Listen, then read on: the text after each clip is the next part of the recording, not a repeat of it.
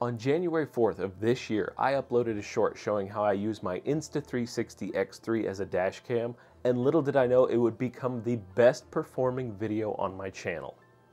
As of making this video, it has over 80,000 views with over 100 comments. Turns out people liked it, over 1,285 times to be exact, but hey, also had questions, and in this video I'm going to answer the 7 most popular questions I get about using this little handheld 360 cam as a full-blown dash cam. Let's get into it. Does it overheat? By far the biggest question or comment is about the X3 overheating. Running for that long, as well as being in the sun on your dashboard, it makes sense that it would overheat. And yes, if you just slapped it up there and hit record, it would absolutely overheat. But with just a tiny bit of planning, it can run for as long as you need it to. I personally drove 23 hours without shutting off the camera, and it never overheated once. All it takes is a simple turning on of your car's AC, put it on the defrosters close to the windshield, which will create a nice layer of cooler air that will act as a barrier between the heat outside and the camera inside. I have done this ever since I got the X3, and it has never overheated while keeping the AC up there. Now, if it's the middle of the summer, you're going to want the AC on you and not in the dash, so in those months I get a little bit more creative on how to keep the X3 and myself both cool. But with a tiny bit of planning, this camera can be used as a dash cam and not overheat once. Can you charge it while recording? Yes. As I mentioned before, I have ran this thing for over 23 hours without turning it off. Now the battery on this thing is good, but it ain't that good. As long as you have a charging cable long enough to reach it, this camera can and should be plugged in the whole time it's being used as a dash cam. So, do you have to record for hours at a time in order not to miss something like a crash? So the Insta360 supplied this camera with the perfect tool to make it into a dash cam, and that tool is called loop recording. What this allows you to do is to select the resolution, the frame rate, and most importantly, the length of the video you want to keep. So what this does is that it will keep that amount of time, and once you've recorded that amount, it will begin erasing anything older than that and replacing it with the new stuff. So let's say you find yourself in a situation where you have someone road raging on you. They tailgate you for miles, swerving around you for 20 minutes. Then let's say they pull in front of you and they brake check you. If you only recorded the most recent minute, to a judge reviewing the video, it may look like you just rear-ended them.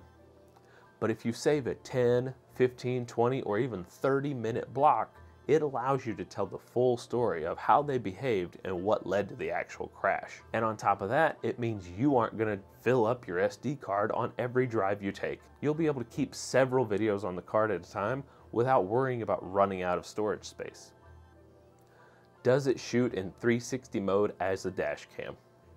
Yes. Using the Insta360 as a dash cam can prove that you were not on your cell phone like that cop said. Or like I mentioned before, it can show that someone maybe sideswiped you on something that maybe a normal dash cam wouldn't catch because it doesn't have cameras on the sides. There are several scenarios where having video of everything could be beneficial. Now, on the flip side, it also makes you more accountable. It will show what you were doing before the crash. So, if you were on your phone or painting your nails and that led to a crash, that 360 might not work in your favor. Just something to think about. However, that said, you always have the option of only using one side of the camera called single lens mode. This will give you just over 180 degrees of view, also more than a traditional camera will capture. So if you're worried about being caught cutting your toenails while going down the highway, single lens might be the way to go for you. Where can I buy that holder? Now, this doesn't necessarily speak to the features of the X3, but it is a question I get a lot in the comments of the original video, so I'm including it here. The mount I use in my car is the iSaddle 1/4 inch thread camera suction mount. It works super well for the X3, which has a standard 1/4 inch input in the bottom of it, and I also have adapters to use this mount for my GoPro and my DJI Action 4. It's very universal and it is so easy to install and remove. I'll leave a link to that in the description in case you're interested in getting one for yourself. Can it read license plates? Now this is by far the biggest question I get in the original video. Everyone wants to know if this camera is clear enough to document a license plate from a crazy driver or someone who cut you off so that you can report them to the police. So I went out both at night and in the daytime to test this and to be able to show you firsthand whether or not you can clearly see a license plate in the video from the X3. Here's an example of a car passing me at night.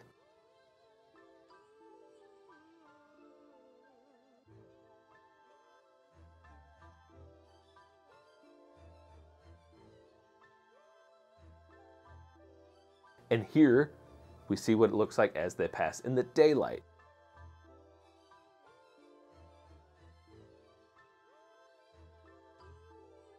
So as you can see, as for a car passing you, it isn't the most reliable at catching every character on a license plate.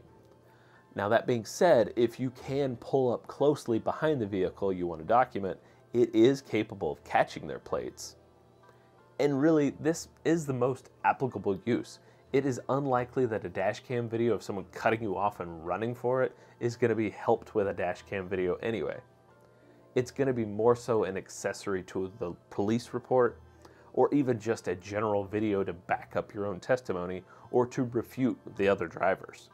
So while I would say no to catching a crystal clear license plate, I don't necessarily think it's reasonable to think it could catch a license plate zooming past you at high speeds, but that's just my 2 cents. Now, before we get into the final question I'll be answering, if you enjoyed this video and it provided value to you, please do me a favor and hit the like and subscribe buttons. It sure does help the channel more than you actually know. If after watching this video you have decided that the X360 X3 is the perfect fit for your needs, I'll include a link to buy one of those in the description as well. And lastly, if you've watched this video all the way up to this point and you have been wondering this whole time, who is this guy and what's he about? Well, to be perfectly honest, this YouTube thing isn't my full-time gig yet. So I'm just trying to make videos in my days off from my 9-to-5 job.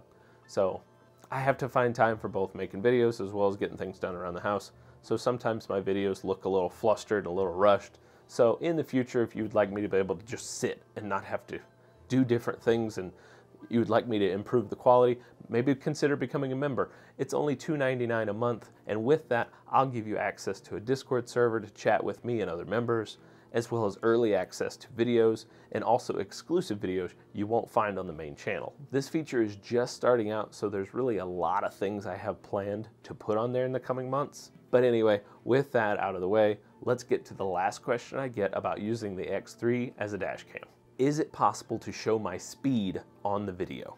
Yes, but only in a very specific way. Straight out of the camera, the video from the X3 has no GPS data, so it has no way of showing your speed in a video.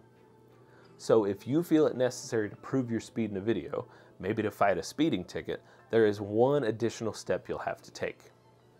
If before you begin driving, you were to connect your phone to the X3 through Bluetooth and Wi-Fi, and keep the Insta360 app running the whole time, then the X3 will use the GPS from your phone to supply it with your speed. Then in editing the video, you are able to publish that data into the video itself, showing your speed the entire time of the video. So if you pass a cop and he clocks you doing 90, but when you pass him in the video, the GPS says you're only doing 70, then that's going to be good data to show to the court. And that's not all. It can also show change in elevation, your route, and a few other pieces of metadata.